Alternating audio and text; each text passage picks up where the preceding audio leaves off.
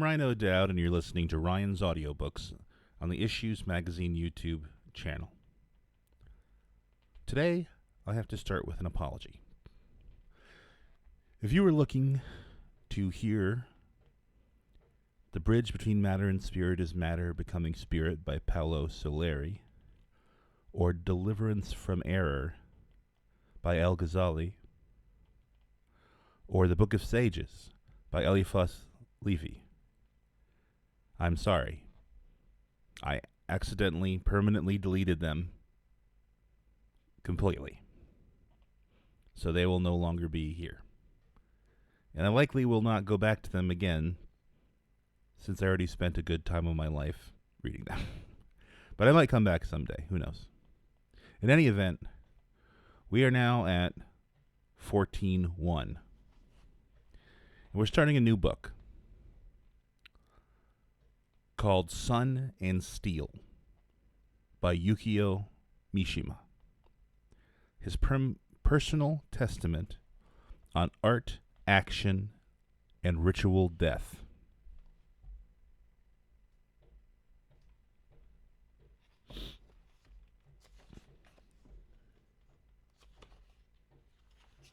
Sun and Steel.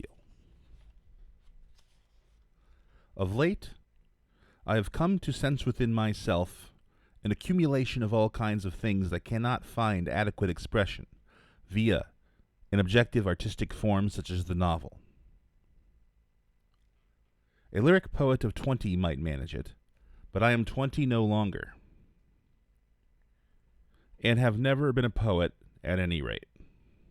I have groped around, therefore, for some other form more suited to such personal utterances, and have come up with a kind of hybrid between confession and criticism, a subtly equivocal mode that one might call confidential criticism.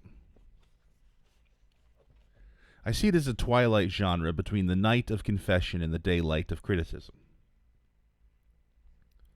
The eye with which I shall occupy myself will not be the eye that relates back strictly to myself, but something else, some residue, that remains after all the other words I have uttered have flowed back into me, something that neither relates back nor flows back. As I pondered the nature of that eye, I was driven to the conclusion that the eye in question corresponded precisely with the physical space that I occupied. What I was seeking, in short, was a language of the body. If myself was my dwelling, then my body resembled my orchard that surrounded it. I could either cultivate that orchard to its capacity or leave it for the weeds to run riot in. I was free to choose, but the freedom was not as obvious as it might seem. Many people indeed go so far as to refer to the orchards of their dwellings as destiny. One day it occurred to me to set about cultivating my orchard for all I was worth. For my purpose I used sun and steel. Unceasing sunlight and implements fashioned of steel became the chief elements in my husbandry. Little by little the orchard began to bear fruit, and thoughts of the body came to occupy a large part of my consciousness. All this did not occur, of course, overnight, nor did it begin without the existence of some deep-lying motive. When I examined closely my early childhood, I realized that my memory of words reaches back far farther than the memory of the flesh.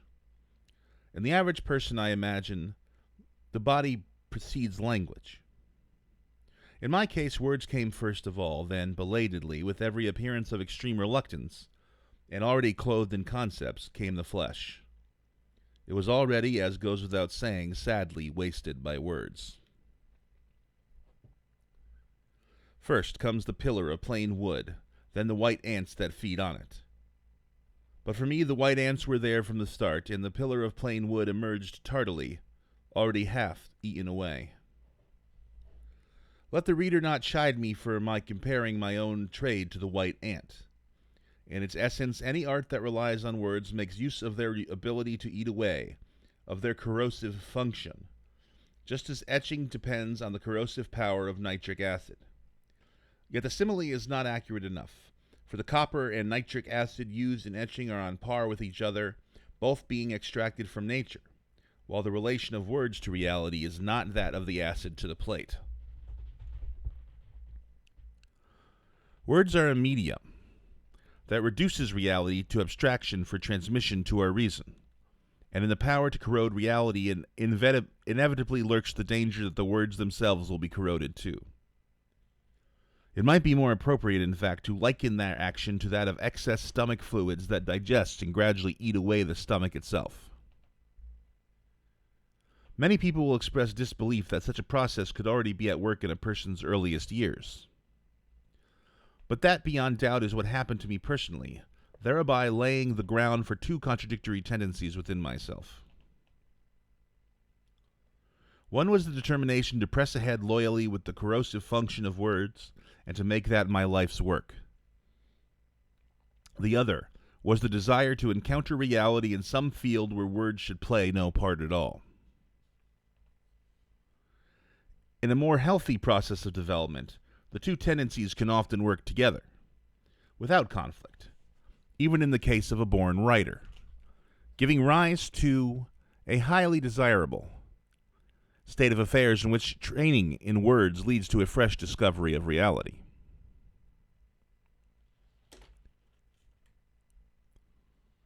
But the emphasis here is on rediscovery. If this is to happen, it is necessary at the outset of life to have possessed the reality of the flesh still unsullied by words. And that is quite different from what happened to me.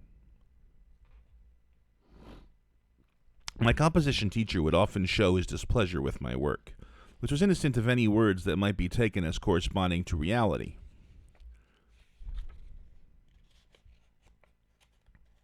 It seems that in my childish way I had an unconscious presentiment of the subtle fastidious laws of words, and was aware of the necessity of avoiding as far as possible coming into contact with reality via words if one was to profit from their positive corrosive function and escape their negative aspect. If to put it more simply, one was to maintain the purity of words. I knew instinctively that the only possibility was to maintain a constant watch on the corrosive action lest it suddenly come up against some object that it might corrode. The natural corollary of such a tendency was that I should openly admit the existence of reality in the body only in fields where words had no part whatsoever. Thus reality in the body became synonymous for me, the objects almost of a kind of fetishism. Without doubt, too, I was quite unconsciously expanding my interest in words to embrace this interest also. And this type of fetishism corresponded exactly to the fetish for words. In the first stage, I was quite obviously identifying myself with words and setting reality, the flesh, in action on the other side. There's no doubt either that my prejudice concerning words was encouraged by this willfully created antinomy, and that my deep-rooted misunderstanding of the nature of reality, the flesh, and action was formed in the same way. This antinomy rested on the assumption that I myself from the outset was devoid of the flesh, of reality, of action. It was true, indeed, that the flesh came late to me at the beginning, but I was waiting for it with words. I suspect that because of the earlier tendency I spoke of, I did not perceive it then as my body. If I had done so, my words would have lost their purity. I should have been violated by reality, and reality would have become inescapable.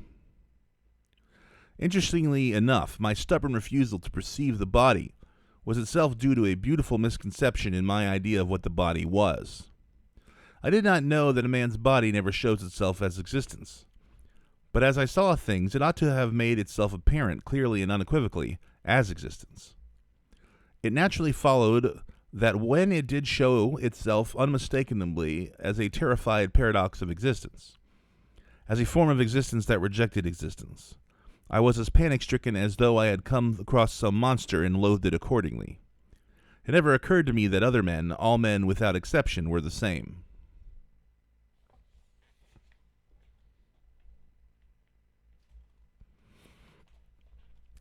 It is perhaps only natural that this type of panic and fear, though so obviously the product of a misconception, should postulate another more desirable physical existence, another more desirable reality. Never dreaming that the body existing in a form that rejected existence was universal in the male, I set about constructing my ideal hypothetical physical existence by investing it with the opposite characteristics. And since my own abnormal bodily existence was doubtless a product of the intellectual corrosion of words, the ideal body, the ideal existence, must, I told myself, be absolutely free from any interference by words. Its characteristic could be summed up as taciturnity and beauty of form. At the same time, I decided that if the corrosive power of words was any creative function, it must find its model in the formal beauty of this ideal body, and that the ideal in the verbal arts must lie solely in the imitation of such physical beauty. In other words, the pursuit of a beauty that was absolutely free from corrosion. This was an obvious self-contradiction, since it represented an attempt to deprive words of their essential function and to strip reality of its essential characteristics. Yet, in another sense, it was an exceedingly clever and artful method of ensuring that words and the reality they should have dealt with never came face to face. In this way, my mind, without realizing what it was doing, straddled these two contradictory elements and, godlike, set about trying to manipulate them. It was thus that I started writing novels, and this increased still further my thirst for reality and the flesh.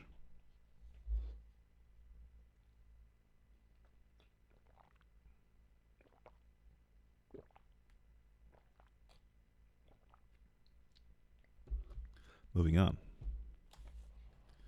Later. Much later. Thanks to the sun and the steel, I was to learn the language of the flesh, much as one might learn a foreign language. It was my second language, an aspect of my spiritual development. My purpose now is to talk of that development. As a personal history, it will, I suspect, be unlike anything seen before, and as such exceedingly difficult to follow. When I was small, I would watch the young men parade the portable shrine through the streets of the local shrine festival. They were intoxicated with their task, and their expressions were of an indescribable abandon, their faces averted. Some of them even rested the back of their necks against the shafts of the shrine they shouldered, so that their eyes gazed up at the heavens. And my mind was much troubled by the riddle of what it was that those eyes reflected. As to the nature of the intoxicating vision that I detected in all this violent physical stress, my imagination provided no clue. For many a month, therefore, the enigma continued to occupy my mind. It was only much later, after I had begun to learn the language of the flesh, that I understood to help in shouldering a portable shrine, and was at last able to solve the puzzle that had plagued me since infancy. They were simply looking at the sky. In their eyes there was no vision, only the reflection of the blue and absolute skies of early autumn.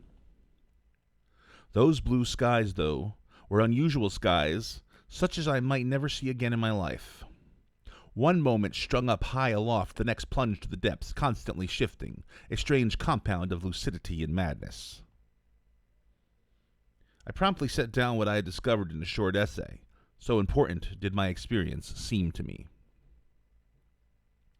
In short, I had found myself at a point where there were no grounds for doubting that the sky, that my own poetic intuition had shown me, and the sky revealed to the eyes of those ordinary young men of the neighborhood, were identical. That moment for which I had been waiting for so long was a blessing that the sun in the steel had conferred upon me. Why, you may ask, were there no grounds for doubt? Because, provided certain physical conditions are equal, and a certain physical burden shared, so long as an equal physical stress is savored, and an identical intoxication overtakes all alike, then differences of individual sensibility are restricted by countless factors to an absolute minimum. If, in addition, the introspective element is removed almost completely, then one is safe in asserting that what I had witnessed was no individual illusion, but one fragment of a well-defined group vision. My poetic intuition did not become a personal privilege until later, when I used words to recall and reconstruct that vision, My eyes, in their meeting with the blue sky, had penetrated to the essential pathos of the doer. And in that swaying blue sky that like a fierce bird of prey with wings outstretched alternately swept down and soared upwards to infinity, I perceived the true nature of what I had long referred to as tragic. According to my definition of tragedy, the tragic pathos is born when the perfectly average sensibility momentarily takes unto itself a privileged nobility that keeps others at a distance, and not when a special type of sensibility vaunts its own special claims.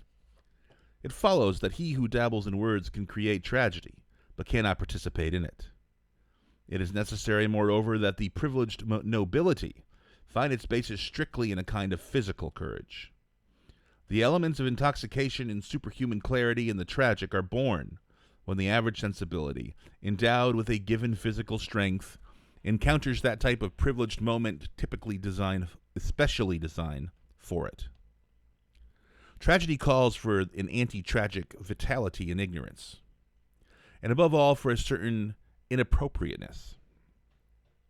If a person is at times to draw close to the divine, then under normal conditions he must be neither divine nor anything approaching it.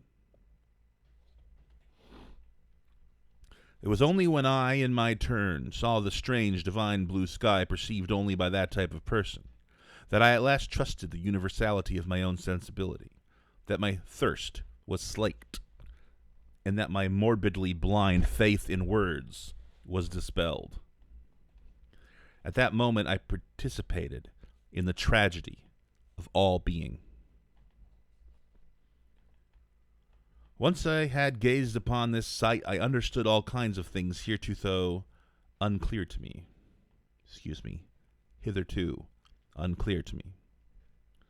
The exercise of the muscles elucidated the mysteries that words had made. It was similar to the process of acquiring erotic knowledge. Little by little, I began to understand the feeling behind existence and action. If that were all, it would merely mean that I had trodden somewhat belatedly the same path as other people. I had another scheme of my own, however. In so far as the spirit was concerned, I told myself, there was nothing especially out of the way in the idea of some particular thought invading my spirit, enlarging it, and eventually occupying the whole of it. Since, however, I was gradually beginning to be too weary of the dualism of flesh and spirit, it naturally occurred to me to wonder why such an incident should occur within the spirit and come to an end at its outer fringes. There are, of course, many cases of psychosomatic diseases where the spirit extends its domain to the body, but what I was considering went further than this. Granted that my flesh in infancy had made itself apparent in intellectual guise, corroded by words, then should it not be possible to reverse the process? To extend the scope of an idea from the spirit to the flesh until the whole physical being became a suit of armor forged from the metal of that concept? The idea in question, as I have already suggested in my definition of tragedy, resolved itself into the concept of the body, and it seemed to me that the flesh should be intellectualized to a higher degree, could achieve a closer intimacy with ideas than the spirit. For ideas are, in the long run, essentially foreign to human existence, and the body, receptacle of the involuntary muscles of the internal organs and circulatory system over which it has no control, is foreign to the spirit, so that it is even possible for people to use the body as a metaphor for ideas, both being something quite alien to human existence as such.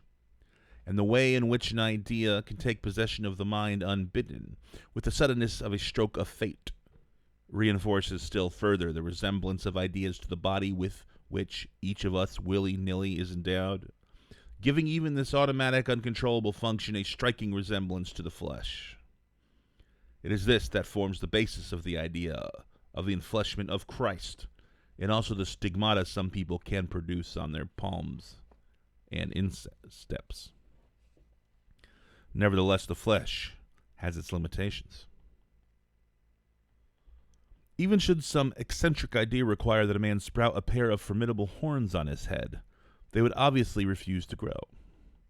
The limiting factors ultimately are the harmony and balance on which the body insists. All these do is to provide beauty to the most average kind, and the physical qualifications necessary for viewing that swaying sky of the shrine bearers. They also, it seems, fulfill the function of taking revenge on and correcting any excessively eccentric idea. And they constantly draw one back to the point at which there is no longer any room to doubt one's identity with others. In this way, my body, while itself the product of an idea, would doubtless have also serve as the best cloak with which to hide the idea. If the body could achieve perfect, non-individual harmony, then it would be possible to shut individuality up forever in close confinement. I had always felt that such signs of physical individuality as a bulging belly or a flat chest with protruding ribs were excessively ugly, and I could not contain my surprise when I discovered that there were people who loved such signs. To me, these could only seem acts of shameless indecency, as though the owner were exposing his spiritual pudenta on the outside of his body. They represented one type of narcissism that I could never forgive.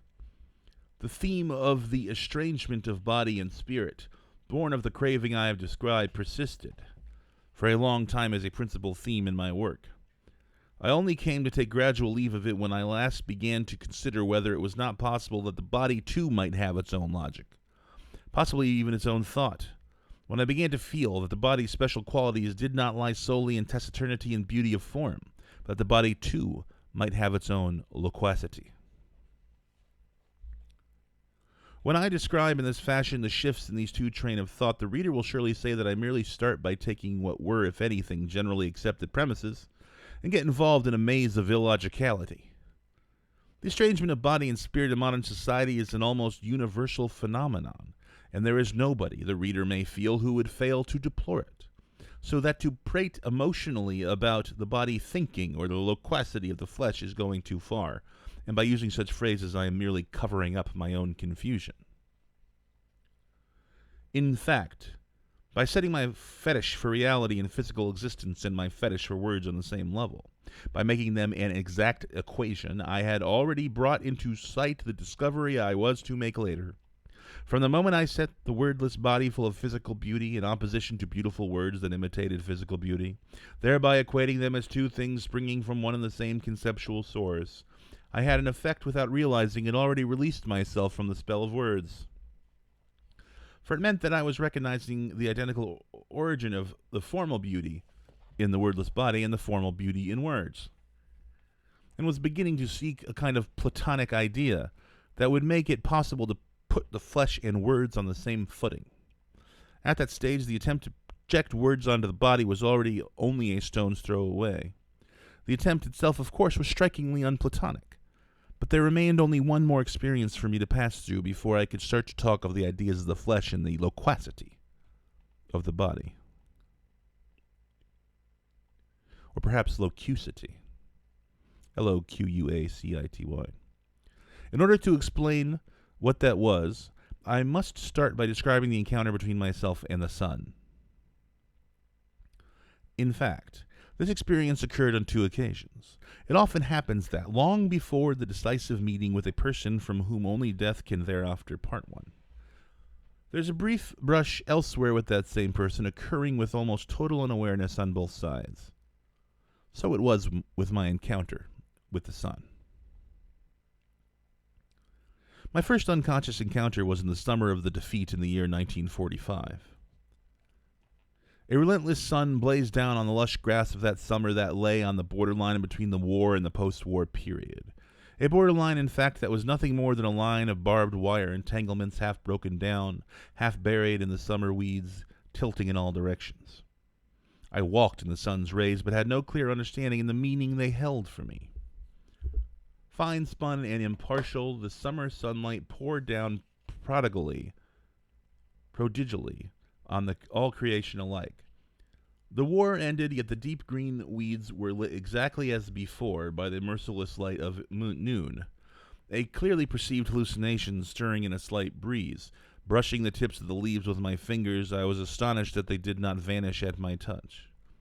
That same sun, as the days turned to months and the months turned to years, had become associated with pervasive corruption and destruction. In part, it was the way it gleamed so encouragingly on the wings of planes leaving on missions, on forests of bayonets, on the badges of military caps, and on the embroidery of military banners. But still more, far more, it was the way it glistened on the blood flowing ceaselessly from the flesh, and on the silver bodies of flies clustering on wounds, holding sway over corruption, leading youth in droves to its death in tropical seas and countrysides. The sun lorded it over that vast rusty red ruin that stretched away to the distant horizon. I little dreamed, since the sun had never been dissociated from the image of death, that it could ever confer on me a bodily blessing, even though it had, of course, long harbored images of radiant glory. I was already 15, and I had written a poem. And still the light pours down, men laud the day. I shun the sun and cast my soul into the shadowy pit. How dearly indeed I loved my pit, my dusky room, the area of my desk with its piles of books. How I enjoyed introspection, shrouded myself in cogitation. With what rapture did I listen for the rustling of frail insects in the thickets of my nerves. A hostility toward the sun was my only rebellion against the spirit of the age. I hankered after Novalis' night in Yeatsian Irish twilights. However, from the time the war ended, I gradually sensed that an era was approaching in which to treat the sun as an enemy would be tantamount to following the herd. The literary works written or put before the public around that time were dominated by night thoughts, though their night was far less aesthetic than mine. To be really respected at that time, moreover, one's darkness had to be rich and cloying, not thin. Even the rich, honeyed night in which I myself had wallowed in my boyhood seemed to them, apparently, very thin stuff indeed. Little by little, I began to feel uncertain about the night in which I had placed such trust during the war, and to suspect that I might have belonged with the sun worshippers all along. It may well have been so, and if it was indeed so, I began to wonder, might not my persistent hostility toward the sun and the continued importance I attached to my own small private night be no more than a desire to follow the herd? The men who indulged in nocturnal thought, it seemed to me, had without exception dry, lusterless skins and sagging stomachs. They sought to wrap up a whole epoch in a capacious night of ideas, and rejected in all its forms the sun that I had seen.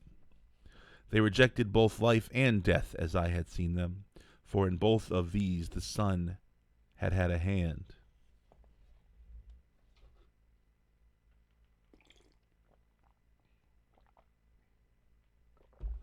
Moving on.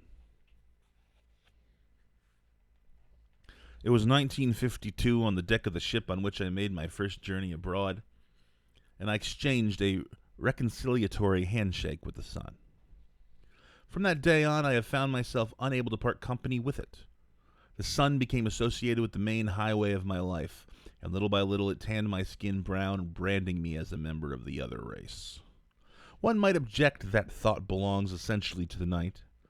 That creation with words is of necessity carried out in the fevered darkness of night.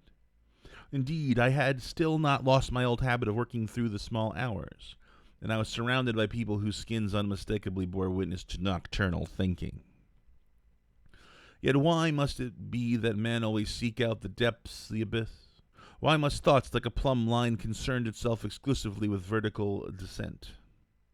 Why was it not feasible for thought to change direction and climb vertically up, ever up toward the surface? Why should the area of the skin, which guarantees a human being's existence in space, be most despised and left to the tender mercies of the senses? I could not understand the laws governing the motion of thought, the way it was liable to get stuck in unseen chasms whenever it set out to go deep, or whenever it aimed to the heights to soar away into boundless and equally invisible heavens, leaving the corporeal form undeservedly neglected. If the law of thought is that it should search out profundity, whether it extends upward or downwards, then it seems excessively illogical to me that men should not discover depths of a kind in the surface, that vital borderline that endorses our separateness from our form, dividing our exterior from our interior. Why should they not be attracted by the profundity of the surface itself? The sun was enticing, almost dragging my thoughts away from their night of visceral sensations, away to the swelling of muscles encased in sunlit skin. And it was commanding me to construct a new and sturdy dwelling in which my mind, as it rose little by little to the surface, could live in security. That dwelling was a tanned, lustrous skin and powerful, sensitively rippling muscles. I came to feel that it was precisely because such an abode was required that the average intellectual failed to feel at home with thought that concerned itself with forms and surfaces. The nocturnal outlook, product of diseased inner organs, is given shape almost before its owner is aware which came first, the outlook itself, or those first faint morbid symptoms in the inner organs, and yet in remote recesses invisible to the eye, the body slowly creates and regulates its own thought. With the surface, on the other hand, which is visible to everybody, training of the body must take precedence over training of thought if it is to create and supervise its own ideas. The need for me to train my body could not have been foreseen from that moment when I first felt the attraction, the surface profundities. I was aware that the only thing that could justify such an idea was muscle. Who pays any attention to a physical education theorist grown decrepit? One might accept the pallid scholar's toying with nocturnal thoughts in the privacy of his study, but what could seem more meager, more chilly than his lips were to speak, whether in praise or in blame, of the body? So well acquainted was I with the poverty of that type, that one day quite suddenly it occurred to me to acquire ample muscles of my own. I would draw attention here to one fact, that everything as this shows proceeded from my mind. I believe that just as physical training will transform supposedly involuntary muscles into voluntary ones, so a similar transformation can be achieved through training the mind. Both body and mind, through an inevitable tendency that one might almost call a natural law, are inclined to lapse into automatism. But I have found by experience that a large stream may be deflected by digging a small channel. This is another example of the quality that our spirits and body have in common, that tendency shared by the body and the mind to instantly create their own small universe, their own false order. Whenever at one particular time they are taking control of one particular idea, although what happens in fact represents a kind of standstill, it is experienced as though it were a burst of lively centripetal activity. This function of the body and mind in creating for a short while with their own minute universes is in fact no more than an illusion, yet the fleeting sense of happiness in human life owes much to precisely this type of false order. It's a kind of protective function of life in face of chaos around it, and resembles the way a hedgehog rolls itself up into a tight round ball. The possibility then presented itself of breaking down one type of false order and creating another in its place, of turning back on itself this obstinate formative function and resetting it in a direction that better accorded with one's own aims. This idea I decided I would immediately put into action. Rather than idea, though, I might have said the new purpose which the sun provided me with each day. It was thus that I found myself confronted with those lumps of steel, heavy, foreboding, cold, as though the essence of night had in them been still further condensed. Thus concludes section 14.1 of Sun and Steel by Yukio Mishima. Next time we will continue with section 14.2 of the same. I will see you then. Alam.